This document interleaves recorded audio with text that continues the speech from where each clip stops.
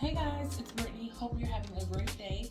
So, as you recall, in my last video, we went over the Photonic heat press. I will link that somewhere around here or post a little video or a caption of it. But we went over that heat press, and now I hope that you have actually decided to pull the trigger. But first, before you do, there are a couple of additional things that you need. So I just wanted to go over a couple of those items today.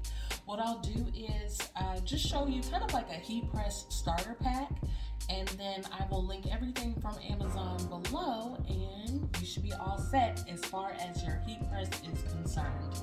So the first thing that I wanted to show y'all is this heat resistant tape. I never knew that heat resistant tape existed until I actually got a heat press.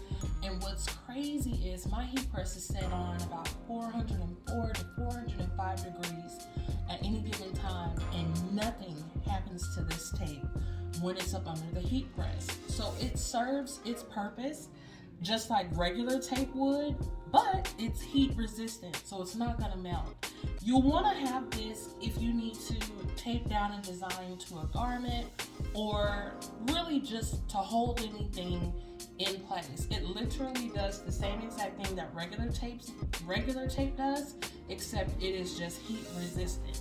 So you want to make sure that you get you a couple of rolls of these. I actually need to read up on some of the things that I'm going to be showing you guys. So heat resistant tape. The next thing I wanted to share is some type of butcher or Teflon paper. The Teflon paper, you can actually use this in the kitchen if I'm not mistaken. You can use this to dry fruits, and yeah, I think you can dry fruits with this. But if you're going to be using it for your heat press, you really want to have this because it keeps any type of decals or any other object that you are going to be using the heat press for. This is non-stick, so it will not stick to this Teflon sheet. So you want to make sure that you always have a nice barrier between the actual heat press or decal or garment or whatever you're using your heat press for. The butcher paper serves as kind of the same thing. For me, sometimes I don't like to put the heat press plates directly on the garment. Sometimes the heat press is a little bit too hot, and it can actually burn the garment, which will turn your colors to a different color. Excuse me. For example, black. If you press the mess out of black, it will burn and turn brown. So you want to make sure if you're going to be doing colors like that, you want to have some type of barrier just to protect your garment a little bit more while it's up under the heat press. And then also, while we're talking about the garment, the actual press itself is extremely important because you don't want anything sticking on your plates. Once something sticks on your heat press plates, then when you go to press your next garment, let's say if you have a blank white sock, you might see that there are some spots or ink spots left from the last garment that you pressed. So you want to always make sure that when you are pressing something on your press, that you are protecting it as well. The next thing, this right here is like a spongy type of thing. I don't know the formal name for this. It should already come. Sometimes they'll come with a heat press depending on which ones that you order. But you know, in the last video I showed you guys how the pressure is on the back of the heat press. Sometimes you won't even have to mess with that. Even though you need more pressure, you can easily just slip this right in, and it'll give you that pressure that you need between the heat press or the heat press plate, the garment, and the bottom of the heat press. I'll have to get the technical name for this so we can find it on Amazon. The next item, excuse me, my throat is super dry. If you are going to be using your heat press for t-shirts, I highly recommend a t-shirt ruler.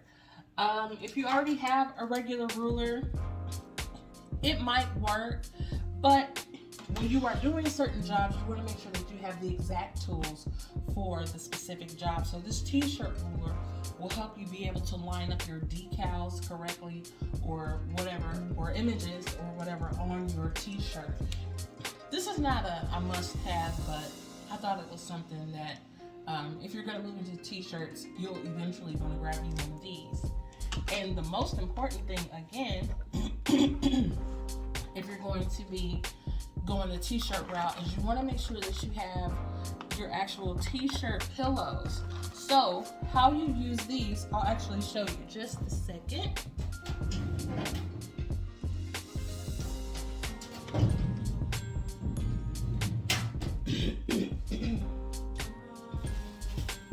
So let's say you have a t-shirt here that you need to put a decal on. This one already has a decal on it.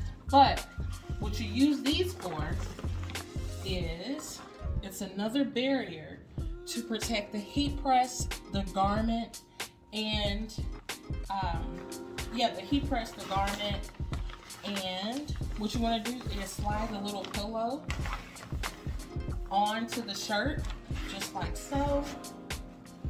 And what you'll be able to do is press your decal onto the shirt, but no adhesives, no inks, nothing like that will bleed over to the second side.